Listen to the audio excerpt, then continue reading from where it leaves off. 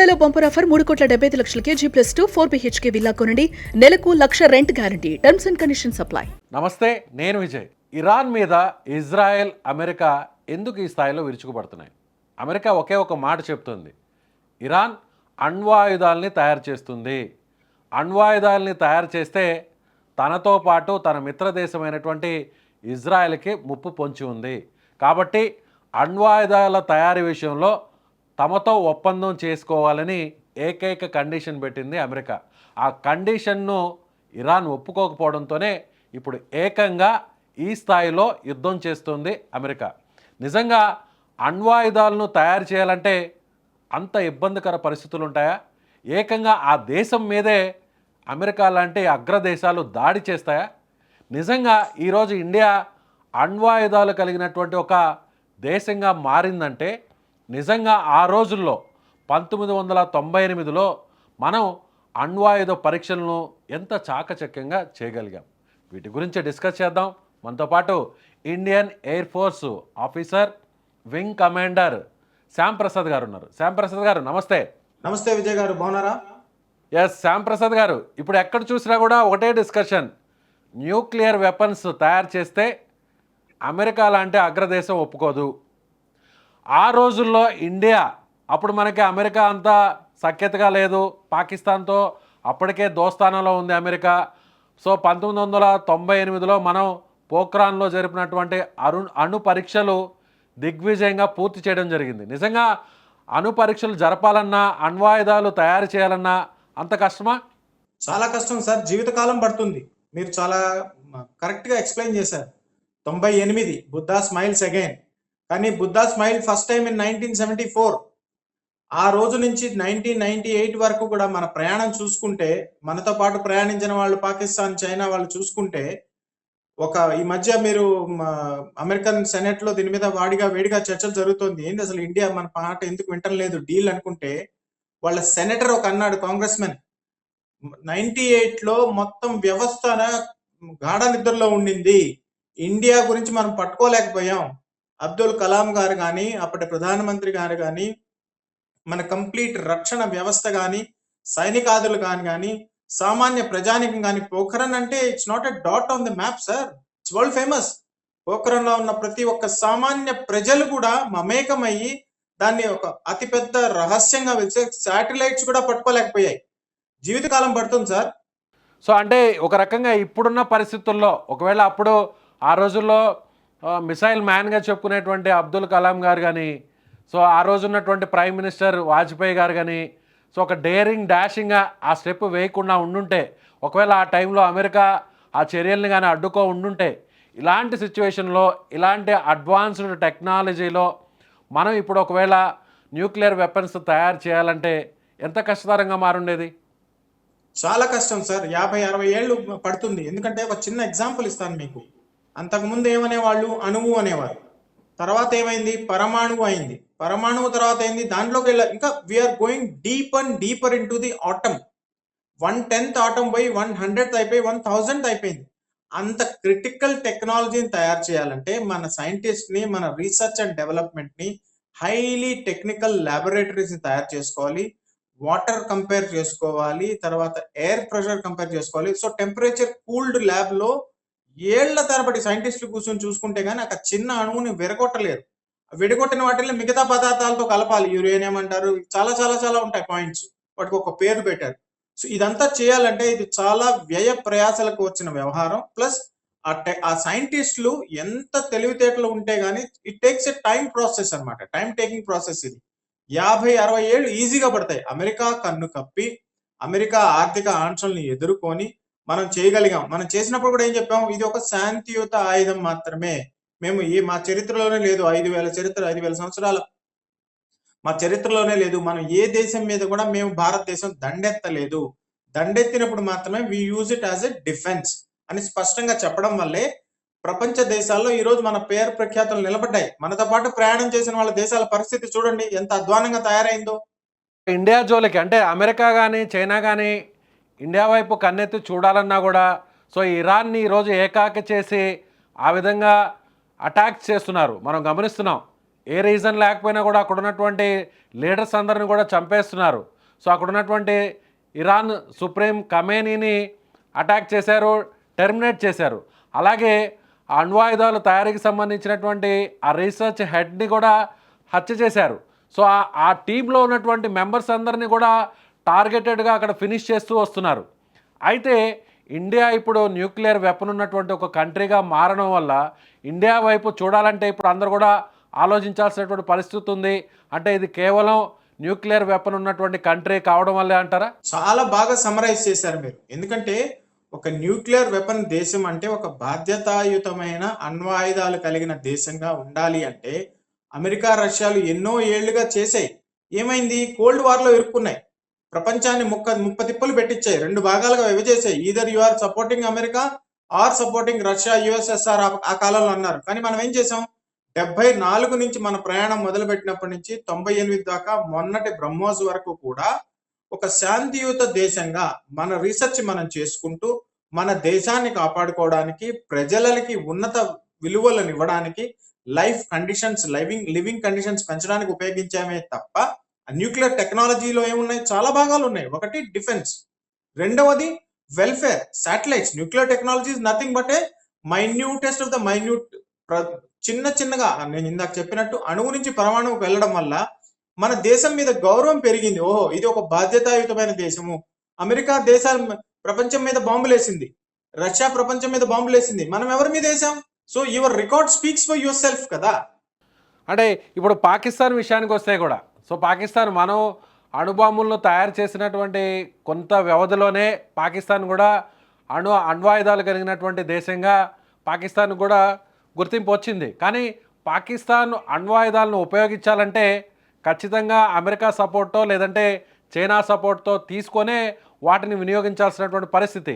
అలాగే Pakistan nuclear weapons ఉన్నటువంటి country అయినప్పటికీ కూడా ఇస్లామిక్ కంట్రీస్ ఎక్కడా కూడా పాకిస్తాన్ని ఒక ఇస్లామిక్ కంట్రీగా భావించట్లేదు. అందుకే తుర్కీ మొత్తం అంతా కూడా తాను కూడా ఒక న్యూక్లియర్ వెపన్ ఉన్నటువంటి కంట్రీ కావాలి, సో అలాంటి వెపన్స్ ఉన్నటువంటి కంట్రీతో దోస్తానా చేస్తే ఇస్లామిక్ కంట్రీస్ అన్నింటినీ కూడా లీడ్ చేసేటువంటి క్యాపబిలిటీ తనకు వస్తుంది అని టర్కీ రీసెంట్గా చేస్తున్నటువంటి ప్రయత్నాలు చూస్తున్నాం. సో పాకిస్తాన్ విషయానికి వస్తే ఏం చెప్తారు?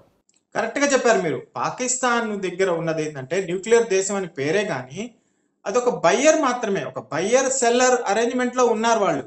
ఒక శాస్త్రీయ సాంకేతికత నైపుణ్యత సాధించాలి అంటే, టెక్నాలజికల్ ఇన్నోవేషన్ ఎంపవర్మెంట్ చేయాలంటే, మీరు వస్తువులు ఇవ్వండి నేను కొనుక్కుంటాను, ఆఫ్ ద షెల్ఫ్ కొనుక్కున్న షాపు పోయి కొనుక్కునే వ్యవహారం కాదు కదా. నైపుణ్యత సాధించాలి. ఆ నైపుణ్యత పాకిస్తాన్ దగ్గర లేదు. చైనా వాళ్ళు ఇచ్చారనో, ఇరాన్ వాళ్ళు ఇచ్చారనో, వాళ్ళ సైంటిస్ట్ పోయి వాళ్ళ దగ్గర ఉన్న బుక్ తీసుకొచ్చి నేను కాపీ చేసి కొట్టానో, లేకపోతే టర్కీ వాళ్ళు ఇచ్చారంటే కుదరదు కదా. అమెరికా రష్యా ఏం చేశాయి? ఏళ్ల తరబడి రీసెర్చ్ చేశాయి, ఆ నైపుణ్యత సాధించాయి. నైపుణ్యత సాధించడం అంటే ఒక ఇన్స్టిట్యూషన్. సుమన్ టీవీ అంటే ఒక వ్యక్తి కాదు, ఒక ఇన్స్టిట్యూషన్. అందరూ కలిసి, మీరు ఇందాక ప్రోగ్రామ్ చేశారు, ఇజ్రాయెల్ తో ప్రసాద్ గారితో మాట్లాడించారు. నేను కూడా ప్రసాద్ గారినే. ప్రసాద్లందరూ మీకు దొరుకుతున్నారు. ఇంత నైపుణ్యత సాధించాలి, ఎంత నెట్వర్క్ ఉండాలి మీకు, లాజిస్టికల్ ఎంత సమస్యలు వస్తాయి. ఇవన్నీ పాకిస్తాన్ దగ్గర లేవు. వాళ్ళు ఇచ్చారు, మేము వాడుకున్నాం. ఏమైంది? కైరానా హిల్స్ లో దాచిపెట్టారు. కైరానా హిల్స్ లో ఏం దాచిపెడితే సరిపోతుంది? మనం ఏం చేసాం? వాళ్ళ వెంటిలేటర్ ను పోయి కొట్టాం. న్యూక్లియర్ వెపన్ ని కొట్టక్కర్లేదు, మీరు దాచిపెట్టుకోవడం చేత కాదు. మనం ఏం చేసాం? పోఖరన్ లో చెక్ జరుగుతుంటే, టెస్టులు చేస్తుంటే అమెరికన్ శాటిలైట్ కనిపెట్టలేకపోయింది. ఎందుకు కనిపెట్టలేకపోయింది? ఇసుక దిన్నెలు ఉదయం ఎట్టున్నాయో రాత్రి అట్టే ఉన్నాయి. ఇసుక పోస్తే గుంపులు అంటాం కదా, ఇసుక దిన్నెలు అంటాం, శాండ్ డ్యూన్స్. వాళ్ళకి అర్థం కాలేదు. వాళ్ళు శాండ్ డ్యూన్స్ చెక్ చేసుకున్నారు. 4 గంటల ముందు శాండ్ డ్యూన్ ఇట్టే ఉంది. మన వాళ్ళు ఏం చేశారు? శాండ్ డ్యూన్స్ ని కలిపెట్టి కింద పని చేసినప్పుడు పైకి మళ్ళీ వెనక్కి వెళ్ళేటప్పుడు అట్టే ఉంచి పెట్టేశారు. వీళ్ళు పాకిస్తాన్ వాళ్ళు ఏం చేశారు? కైరానా హిల్స్ లో తవ్విన మట్టి అంతా తీసుకొచ్చి స్లాబ్లు అంతా తీసుకొచ్చి బయట వేసేసారు. అవి శాటిలైట్ కనబడ్డాయి. అలా కుదురుతుందా? సైంటిఫిక్ ఇన్నోవేషన్స్ అలా చేయగలమా? నైపుణ్యత అలా సాధించగలమా? కాబట్టి పాకిస్తాన్ కి ఒక బయ్యర్ సెల్లర్ అగ్రిమెంట్ లో ఉండిపోయిందే కానీ భారతదేశం స్వయంగా సమృద్ధి చేసుకుంది, దాన్ని డెవలప్ చేసింది. మిసైల్ మ్యాన్ కానీ, బాబా అటామిక్ రీసెర్చ్ సెంటర్ కానీ, మన పొలిటికల్ లీడర్షిప్ కానీ, ఎంతో మంది సామాన్యులు కష్టపడితే ఈ రోజు ఒక బాధ్యతాయుతమైన న్యూక్లియర్ దేశంగా ఘర్ మే ఘుస్కే నహీ మారేంగే, ఘర్ హీ ఖతం కర్ దేంగే స్టేజ్కి వచ్చాం. ప్రపంచంలో ఇప్పుడు ఇలా న్యూక్లియర్ వెపన్స్ ఉన్నటువంటి దేశాలుగా ఏ దేశాలు ఉన్నాయి? సో ఆ దేశాల వైపు ఇప్పుడు వేరే ప్రత్యర్థి దేశాలు కానీ శత్రు దేశాలు కానీ అటాక్ చేయాలంటే ఒకే ఒక భయం ఉంటుంది, న్యూక్లియర్తో వెపన్స్తో దాడి చేస్తే మొత్తం ఆ దేశం అంతా కూడా చిన్నాభిన్నం అయిపోతుంది కాబట్టి. సో ఆ దేశాల గురించి ఒకసారి మనం డిస్కస్ చేసే ప్రయత్నం చేస్తామా? తప్పకుండా సార్. ఇప్పుడు మొట్టమొదట అమెరికా రష్యా మొదలుపెట్టాయి. అమెరికా రష్యా మొదలుపెట్టి వాళ్ళ టెస్టులు వాళ్ళు చేసుకున్నాయి. వాళ్ళు ఏం చేశారు? మరో దేశం మీద ప్రయోగించారు, జపాన్ మీద. కారణం ఏదైనా కావచ్చు. అంటే ఏంది? మీ నాగసాకి మీద ఇన్నోవేషన్ ని ఒకే ఒక వరల్డ్లో ఇప్పటి వరకు ఒకే ఒక అటాక్ జరిగింది, న్యూక్లియర్ అటాక్. అది కూడా అమెరికా జపాన్ మీద అటాక్ చేసింది, హిరోషిమా నాగసాకి మీద. ఆ తర్వాత ఎక్కడ కూడా అటాక్ చేయలేదు. సో అణు బాంబుల విధ్వంసం ఏ స్థాయిలో జరుగుతుందో అదొక మచ్చు తునకనుకోవచ్చు ప్రపంచానికి. చాలా కరెక్ట్ గా చెప్పారు. మీరు ఊహించండి, మనం 2 సార్లు టెస్ట్ చేసాం 25 ఏళ్ల వ్యవధిలో. 74లో 98లో మనం ఎవరి మీద అటాక్ చేయలేదే. 74 నుంచి 98కి ఇంప్రూవ్మెంట్ ఎలా అయింది? విస్ఫోటన సామర్థ్యం ఎలా పెరిగింది? ఎంత అండర్ గ్రౌండ్ లో పెట్టినా గానీ, బాంబు సామర్థ్యం పెంచినా గానీ, సైకిల్ నుంచి, లూనా నుంచి, ఆటో నుంచి కారుకి వచ్చినా గానీ ప్రపంచానికి తెలియలా. అదే అమెరికాకి ఏం చేయాల్సి వచ్చింది? ప్రాక్టీస్ చేయాల్సి వచ్చింది. అలాస్కాలో ప్రాక్టీస్ చేస్తారు, జపాన్ లో ప్రాక్టీస్ చేస్తారు. 2 మహానగరాలను విధ్వంసం చేసేశారు. రష్యా ఏం చేసింది? చుట్టుపక్కల వాళ్ళ దేశాలంతా ప్రయోగిస్తూ వచ్చింది. మనం అలా చేయలేదు కదా. ఒక బాధ్యతాయుత దేశంగా అమెరికా, రష్యా, చైనా, ఇండియాతో చూసుకుంటే మొన్న ఏం జరిగింది? వెనిజువేలాలో జరిగినప్పుడు మనకు ముందు ప్రధానమంత్రికి అన్ని విషయాలు చెప్పారు. ఇజ్రాయెల్ ప్రధానమంత్రి 2 రోజుల పాటు అమెరికా ఇరాన్ యుద్ధం పోస్ట్ పోన్ చేసుకున్నారు. ఒక విశ్వ గురు స్థానంలో, విశ్వ మిత్రుడి స్థానంలో మనం ఉన్నామంటే, మన లీడర్షిప్ ఉన్నదంటే, మన ప్రధానమంత్రి గారు ఉన్నారంటే మనకి ఎంత గర్వకారణం. మీకు నాకు ఎంత గర్వకారణం. మూర్ఖులు ఏం చెప్తుంటారు? ఆయన అక్కడ ఎందుకు వెళ్ళాడు, ఏఐ సమిట్ ఎందుకు చేశారు? ప్రపంచ దేశాలు రేపు వాళ్ళ దేశాల్లో జరగబోయే విషయాన్ని ముందుగానే ఇండియాకి చెప్తున్నారు. ఎందుకు చెప్తున్నారు? వీళ్ళు సీక్రెట్స్ మెయింటైన్ చేస్తారు, బాధ్యతాయుతంగా ప్రవర్తిస్తారనే కదా. సో నిజంగా ఒక రకంగా న్యూక్లియర్ వెపన్ ఉన్నటువంటి దేశంగా ఇండియా ఉంది కాబట్టే సో ఆపరేషన్ సింధూర్ టైంలో కూడా అటు పాకిస్తాన్ని సపోర్ట్ చేస్తున్నటువంటి చైనా కానీ అమెరికా కానీ ఇండియాని ఏం చేయలేకపోయి అనుకోవచ్చా? అంతే కదా sir. Please mark my words. ఒక 10-20 ఏళ్ల తర్వాత మీరు యంగ్ గా ఉంటారు, నేను ముసలోడిని అయిపోతాను, నన్ను మళ్ళీ పిలవండి. With enormous power comes enormous responsibility. Russia ఆ పని చేయలేకపోయింది, అమెరికా ఆ పని చేయలేకపోయింది, ఫ్రాన్స్ ఆ పని చేయలేకపోయింది. వాళ్ళ సామ్రాజ్యాలు కూలిపోయినాయి. కానీ భారతదేశం మనం శక్తి పెంచుకుంటున్నా గానీ, కోవిడ్ వస్తే మనం ప్రపంచానికి వ్యాక్సిన్ అందజేశాం. న్యూక్లియర్ పవర్ వస్తే మనం మిగతా దేశాలకు చెప్తున్నాం, భయ్ మీ దేశంలో తుఫాన్లు రాబోతున్నాయి, కాపాడుకోండి. Satellite technology. ఒక బాధ్యతాయుతమైన సూపర్ పవర్ గా 2047 కి ఎదుగుతాం, వికసిత్ భారత్ గా. వికసిత్ భారత్ అంటే ఏంది? మీరు ఎదగాలి, నేను ఎదగాలి, మీ టెక్నాలజీ ఎదగాలి. మీరు స్టూడియోలో కూర్చొని నాతో ఎలా మాట్లాడుతున్నారు? దాన్ని బాధ్యతాయుతంగా వాడుకుంటున్నారా లేదా? దాన్ని డెవలప్ చేసుకుంటున్నారా లేదా? దానికోసం మనుషులు 24 గంటలు పనిచేస్తున్నారా లేదా? అలా చేయగలిగితేనే ఒక శక్తివంతమైన దేశంగా, న్యూక్లియర్ దేశంగా అమెరికా, రష్యాకైనా మన రికార్డ్ మన కోసం. Your record speaks for your self. అమెరికాకి ఈ రోజు మిత్రులు లేకుండా పోయారు. అమెరికా, ఇజ్రాయెల్ ఎందుకు కలిసింది? ఇరాన్ లో ఇస్లాం మతతత్వవాదాన్ని, మిలిటెంట్స్ ని పెంచి పోషించింది అమెరికా. షా రాజ్యం ఉన్నప్పుడు, అంతకు ముందు ఉన్న ఒటమన్ ఎంపైర్ లో కానీ, లేకపోతే పర్షియన్ లో కానీ, వాళ్ళు బ్రహ్మాండంగా సివిలైజేషన్ ఉండింది. వీళ్ళు ఏం చేశారు? ఇస్లామిక్ టెర్రరిజాన్ని పోషించారు. ఈ రోజు దాన్ని ఆఫ్ఘనిస్తాన్ లో చేసిన పని, ఇరాక్ లో చేసిన పని ఈ రోజు ఇరాన్ లో చేస్తున్నారు. ఏం చెప్పదలుచుకున్నారు శ్యాంప్రసాద్ గారు? ఒక ఇండియన్ ఆర్మీ పర్సన్గా, డిఫెన్స్ పర్సన్గా, ఎయిర్ ఫోర్స్ వింగ్ కమాండర్గా ఈరోజు ఉన్నటువంటి సిచ్యువేషన్ చూస్తుంటే సో ఇండియా సేఫ్ జోన్లో ఉంది అనుకోవచ్చా? సో ఇప్పుడు ఇరాన్ దగ్గర ప్రపంచంలోనే అత్యధిక ఆయిల్ నిల్వలు ఉన్నటువంటి, గ్యాస్ నిల్వలు ఉన్నటువంటి దేశంగా ఇరాన్ చెప్పుకుంటుంటాం. ఇరాన్ దగ్గర నుంచి ప్రపంచ దేశాలన్నీ కూడా ఆయిల్ కొనుగోలు చేస్తుంటాయి. ఆర్థికంగా ఎంతో శక్తివంతమైనటువంటి దేశం ఇరాన్. కానీ ఇప్పుడు సిచ్యువేషన్ చూస్తే ఇరాన్కి బహిరంగంగా వచ్చి సహాయం చేయడానికి, యుద్ధాన్ని ఆపడానికి ఏ దేశం కూడా ముందుకు వచ్చేటువంటి పరిస్థితి లేదు. సో మన ఇండియాని ఒకసారి, మన ఇండియా ఇరాన్తో పోలిస్తే మన ఇండియా ప్రపంచ దేశాల్లో ఇండియా ఇప్పుడు ఎలాంటి పొజిషన్లో ఉంది? మంచి మంచి పాయింట్ సార్. నర్వ్ సెంటర్ని పట్టుకున్నారు, కిటుకుని పట్టుకున్నారు మీరు. కిటుకు ఏంటంటే, మీరు ఊహించండి, ప్రధానమంత్రి గారు ఇజ్రాయెల్లో ఉన్నప్పుడు 2 రోజుల పాటు యుద్ధం ఆగింది. విమానాలన్నీ 3000 విమానాలు మోహరించారు. అమెరికా ఆగిపోతుంది. వాళ్ళ శాటిలైట్స్ అన్ని ఒక సైడ్ కాపాడుకుంటారు. రెండోది ఏంది? మనకు యుద్ధం ప్రారంభమవక ముందే door delivery, oil door delivery చేస్తున్నారు. మనకి ఎవరు చేస్తున్నారు? చిన్న చితక దేశం కాదు, అమెరికా స్వయంగా చేస్తోంది. వెనిజువలా ఆయిల్ మీరు కొనుక్కోండి అని. అంటే ఏంది? యుద్ధం కాకముందే ప్రతి దేశానికి జనరల్ గా వారం రోజులు నిల్వలు ఉంటాయి, 2 వారాలు నిల్వలు ఉంటాయి, 3 వారాలు నిల్వలు ఉంటాయి. మనం ఏళ్ల తరబడి నిల్వలు పెట్టుకున్నాం. ఇన్ఫ్లేషన్ పెరిగే లోపలే, ఆయిల్ రేట్లు పెరిగే లోపే, గోల్డ్ సిల్వర్ రేట్స్ పెరిగే లోపే అమెరికాతోనే డైరెక్ట్ గా ఒప్పందం చేసుకున్నాం. అమెరికానే మనకు చెప్తుంది, అయ్యా నేను పలానా చోట యుద్ధం చేయబోతున్నాను, నీకేమన్నా కావాలంటే ముందుగానే చెప్పు, మీ మనుషులు జాగ్రత్తగా కాపాడుకో, మీ స్టూడెంట్స్ జాగ్రత్తగా కాపాడుకో, మీ విమానాలు ఏమైనా ఉంటే చెప్పు, మీ నేవల్ అసెట్స్ ఏమైనా ఉంటే చెప్పు, వాటి జోలికి మేము వెళ్ళము అని బాధ్యతాయుతంగా రేపటి న్యూస్ పేపర్ ఈ రోజు మనకు అందిస్తోంది. ఎవరు? అమెరికా స్వయంగా అందిస్తోంది. అమెరికా ఏంది? అమెరికా అంటే పీకల దాకా కోపం ప్రపంచం అంతా. కానీ అమెరికాతో మనం ఫ్రెండ్స్ గా ఉంటాం, రష్యాతో ఫ్రెండ్స్ గా ఉంటాం, ఇరాన్ తో ఫ్రెండ్స్ గా ఉంటాం, ఇజ్రాయెల్ తో ఫ్రెండ్స్ గా ఉంటాం. యుఏఈ దేశాధ్యక్షుడు 3 గంటలు ప్రయాణం చేసి 2 గంటలు మనతో మాట్లాడడానికి వస్తాడు. ఎందుకని? ఈ రోజు జరిగింది కదా అటాక్. అయ్యా అటాక్ జరగబోతుంది, మీ మనుషులకి ఏమైనా కాపాడుకున్నప్పుడు మీ రోజు ఇజ్రాయెల్ తో ప్రసాద్ గారితో మాట్లాడాడు. 20 ఏళ్ళ నుంచి ఉంటున్నాడు అక్కడ. ఎంత బాధ్యతగా, ఎంత ఎమోషనల్ గా చెప్పాడు. మీరు అడిగారు ఒక ప్రశ్న అతన్ని, ఆక్సిజన్ పరిస్థితి ఏందని, కరెంట్ పోతుందని. కరెంట్ పోయే సమస్య లేదన్నాడు ఆయన. ఆయన మనోభావాలు దెబ్బతిన్నాయి మీ కరెంట్ అనగానే. అది సార్ దేశం అంటే. ఆ దిశగా మనం వెళ్తున్నాం. Right sir, thank you so much Shyam Prasad గారు.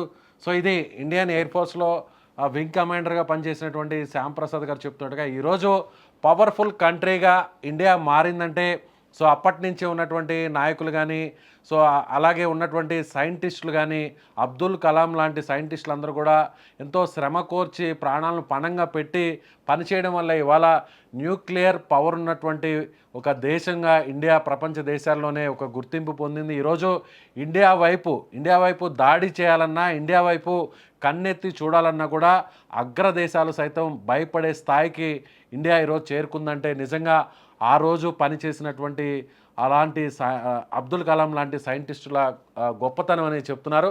ముఖ్యంగా ఈరోజు ఇండియా ప్రపంచ దేశాల్లో ఒక విశ్వ గురువుగా మారింది. ప్రస్తుతం ఉన్నటువంటి నాయకత్వం నరేంద్ర మోదీ కూడా ప్రపంచ దేశాలన్నీ కూడా మన భారత ప్రధాని చూసి ఒక ప్రత్యేకమైనటువంటి గుర్తింపునిచ్చేలా, ఒక రకంగా ఇజ్రాయెల్ దేశంలో కరెక్ట్గా 2 రోజులు పర్యటన ముగించుకున్న తర్వాతే ఇజ్రాయెల్ ఇరాన్ మీద అటాక్ చేసిందంటే ఇజ్రాయెల్ కానీ అమెరికా కానీ ఇండియాకి ఇస్తున్నటువంటి ప్రయారిటీ ఏ స్థాయిదో ప్రత్యేకంగా చెప్పాల్సిన అవసరం లేదని ఆయన అంటున్నారు. మీరేమనుకుంటున్నారు? ఇప్పుడున్న పరిస్థితుల్లో ఒకవేళ న్యూక్లియర్ టెస్టులు మనం చేయాల్సినటువంటి పరిస్థితి వస్తే ఏం జరిగి ఉండేది? నిజంగా సరిగ్గా 1974, 1998 ఆ టైంలోనే మనం అణు పరీక్షలను విజయవంతంగా జరపడం, న్యూక్లియర్ వెపన్స్ని సొంతంగా తయారు చేసుకోవడం వల్ల ఈరోజు ఒక సూపర్ పవర్ ఉన్నటువంటి కంట్రీగా ఇండియా మారుతుంది. సో ఇండియా ఇప్పుడు ప్రపంచ దేశాల్లో ఏ పొజిషన్లో ఉండి ఏ పొజిషన్కి వెళ్ళబోతుంది? మీ అభిప్రాయాన్ని కామెంట్ రూపంలో తెలియచేయండి. Thank you.